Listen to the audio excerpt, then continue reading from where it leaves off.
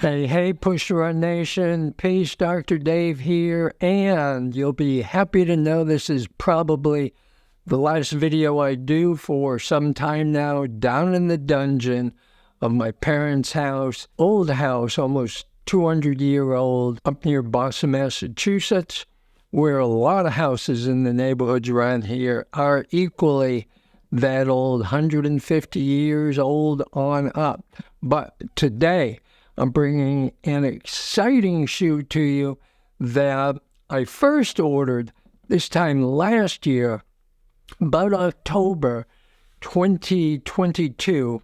Received them in the mail after ordering them right when the shoe dropped brand new. Received them in the mail, and the carbon plate was snapped. So I had to send them back. I just recently ordered a new pair beginning of last week because the colorway I ordered, they're discontinuing. The price was down to about $105, less than half of the full retail price. Plus, I was able to get a 20% military discount. So they ended up about $75 to $80, down from about $220. So the shoe I'm talking about is the Puma Nitro Elite Fast-R. Now, this is reportedly one of the lightest super shoes on the market. Still, a year after this first drop, a lot of technology into this shoe. Once the shoe dropped, we saw a lot of shoe companies coming out with the same deviated midsole here. We have the Saucony Elite that's out, and another super shoe that's almost the same here, the Mizuno Rebellion Pro, not fully deviated through the middle here, but about half that. But one of the big points of the Fast-R is the visible thick plate right here underneath. I'm just going over a first look of this shoe, put some other numbers, weight, durometer test on the foam, see what the firmness is of that. So let's start as usual up here on the heel section. We have a nice finger pull on the back here. What this heel flare is right here, I don't know. Don't think anyone's going to be going fast enough for that to be used for aerodynamics, but it definitely adds to a little heel protection in the back and stability. There's no heel cup in there. There's a very little bit overlay all around on here, through the back here, and the other side to give lateral stability to your heel section. There is a little bit of padding all the way around the ankle, not in the very back on the top of the heel or Achilles, but on both sides here you can see where the cushioning is here, and on the inside of the shoe, same thing. So being a shoe, super shoe made for fast speeds, this is going to be a very light shoe with a lot of cushioning taken out of it. And we can see that around the ankle. The upper is a very, very engineered plasticky mesh, has a lot of what's called power tape inlays to give lateral stability. The tongue is gusseted. What I like about it is it's gusseted right up here, right at the top, not down here, which is where a lot of shoes put the gusseting on the tongue, because that still allows the top of the tongue to go left and right, unless you cinch it down real tight. On this shoe, it's right at the top, so that tongue isn't going anywhere. The laces are very thin. Again, that's what I call linguini laces, very thin, not stretchy at all. A little bit of padding on that tongue right here, It's very aerated here. It's almost a neoprene rubber type material, very stretchy.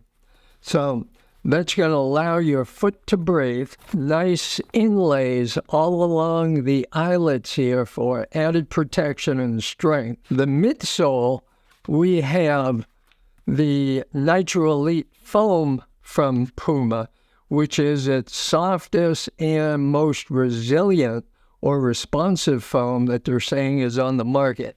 I believe in the heel, we have a 36 millimeter heel rise and about 31 down in the forefoot for a 5 millimeter drop. Overall, we have a glued in, semi-glued in insole or sock liner on the outsole, fully covered, almost fully covered, except down here, these lines here, which will add in flexibility on the heel section. On the front, a lot of holes in there. Takes out a little weight on that rubber. It's feeling like it's a very hard rubber, so I'm sure that's going to last quite a long time. The weird thing is, on the heel section, this almost feels like it's plastic. I can't believe that it would be, but it feels it. Maybe it's just the hardness of that rubber, the way it's constructed to make it feel that way. But I'm going to be taking it out for a 12-mile easy run today. Before we go, let's put some numbers on here. I believe on a men's size 9 US, Puma was saying this was 6.8 ounces. I have a men's size 11 here. Let's see what that is. 8.9 ounces. It's not the lightest super shoe that I have. I believe the lightest one I have is the Saucony Pro 3. I believe that's down to 8.2 ounces. And then above that, I think the Mizuno Rebellion Pro is 8.3 ounces. So still below 9 ounces, very light. And in grams, we're talking about smack dab 250 grams for our European friends. Let's get the friendly durometer out here. Check the heel section. And in the heel, I have 44 on the bottom. On the top, I have 34. On the front, I have 37. Move up to the top of the forefoot, 28. Now, I know from the shoes I have on, I have the Puma Nitro Elite Originals on right now, same colorway, and the foam on those shoes is very resilient, very bouncy, very cushiony. So I know I tried these on one time, walked around the house, felt pretty soft. This isn't as soft as some of the other shoes that I have, actually a lot of the other shoes I have, but supposedly from what I've read from other reviewers and from friends of mine who have worn this shoe in plenty of races, that foam, the firmness of the foam or softness in conjunction with that plate, the powered plate, really boosts the speed in this shoe and really gives you a snappy ride. Now, the one thing that comes with this shoe wrapped around that visible carbon plate is a yellow strip right here that was around that plate right here. And this says that, yes, that is a carbon plate, and yes, it is subject to breaking. I remember last year when I first received this shoe, a lot of things out in the press about that possibly snapping or people bending the shoe to feel the responsiveness in it. And what would happen is that plate right there would crack because it's not covered by foam like a lot of super shoes, or most of them out there. And that's exactly what had happened with the ones I received. Don't know whether it happened in manufacturing or whether it happened that it was sent out to somebody else. They cracked it, sent it back to Puma, and they in return sent it to me. I don't know. But this one, I'm not going to try that. But since then, last year, they put these strips on there to say, yes, that's a carbon plate, and yes, if you bend the shoe, it will crack. So don't bend the shoe. If you do buy this shoe, I'll tell you right now, or you want to try it out, right now is the time to get it. Because like me, I was able to get this for just over $80 because of discontinuing this colorway, which was my preferred colorway. The other colorways is all white with blue markings on it. I believe they have an all white colorway. They may have one, instead of the blue, it's red, white with red. But this one, and I believe possibly the all white, are marked way down.